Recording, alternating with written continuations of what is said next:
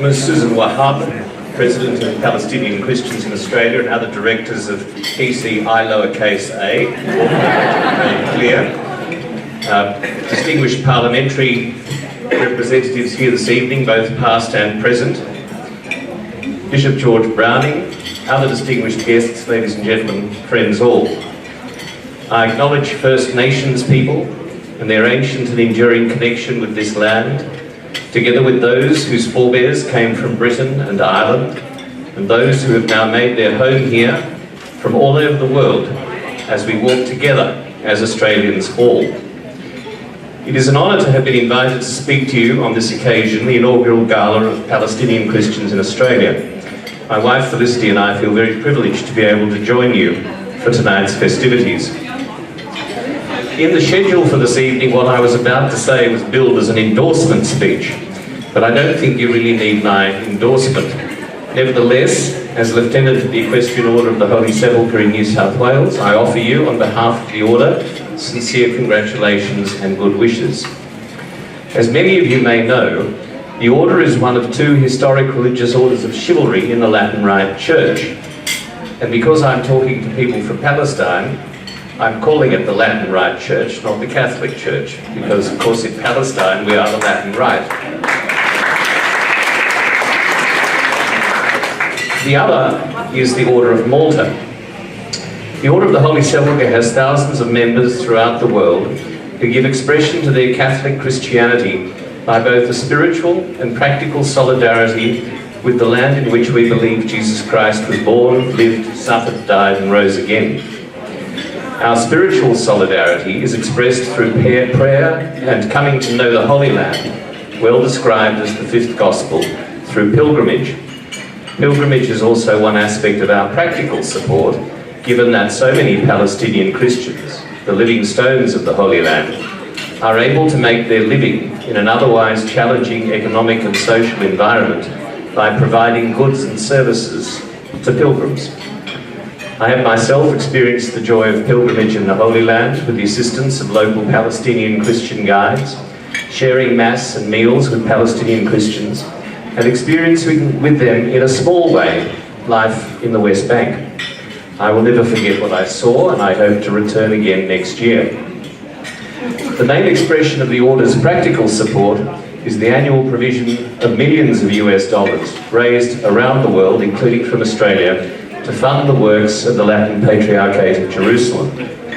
The benefit of many of those works, schools, hospitals, old people's homes, are open to all, irrespective of their race or religious affiliation. In that sense, the Order's work is profoundly ecumenical, respecting the role of each of the three Abrahamic traditions and recognising the importance of the Holy Land to each of them. Because tonight is in part dedicated to supporting students in Palestine, it is appropriate that I single out for special mention one of the Order's most significant beneficiaries, Bethlehem University. It is the only Christian tertiary institution in that part of the world. I'm sure there will be others in this room tonight who, like me, have had the opportunity of visiting that remarkable place. One of the most amazing things about it is that the majority of students are in fact Muslims, studying and socialising with their Christian fellow citizens. I remember speaking to a group of student ambassadors, Christian and Muslim, while I was there. One of our visiting group asked them, "Do you ever talk politics among yourselves?" They looked slightly perplexed until one of them replied, "Yes, sometimes, but what you have to understand is that our lives are politics." Bethlehem University is an oasis of peace and cooperation, which shows what the future might look like when goodwill and compassion bring about the inclusive reality to which I understand PCiA has dedicated itself. Ensuring that young people have the benefit of a good education is essential to ensuring that the next generation take their place with the best possible tools to work towards a just and peaceful society, whether that be in the Holy Land or anywhere else in the world. May I conclude by saying something to you as a first-generation Australian who grew up in a non-English speaking home and who well understands the lived experience of diaspora. My parents came to this country separately as young adults after the Second World War. They were stateless persons with nothing more than what they could carry and no English.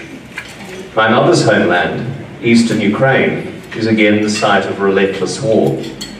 For the first 37 years of my life, my father's country, then called Czechoslovakia, was effectively under Russian occupation. The objectives of PCiA listed on your website are solidarity, truth-telling, and advocacy. You are able to work towards those objectives because you are part of a stable democracy governed by the rule of law, which is Australia. The constant challenge that we all share is not just to take advantage of the rights and freedoms that we enjoy here, but also to ensure that they are both maintained and, where necessary, strengthened. It is only right and good that you should be proud of and seek to preserve your Palestinian Christian language, culture, and heritage.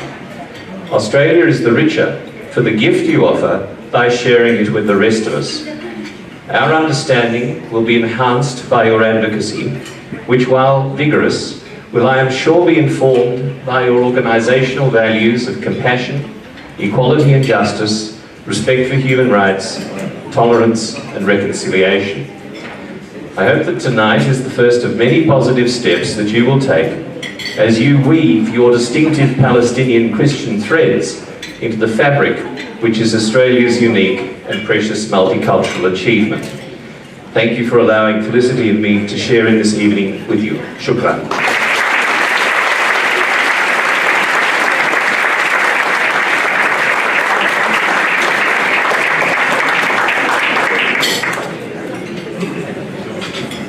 Shukran.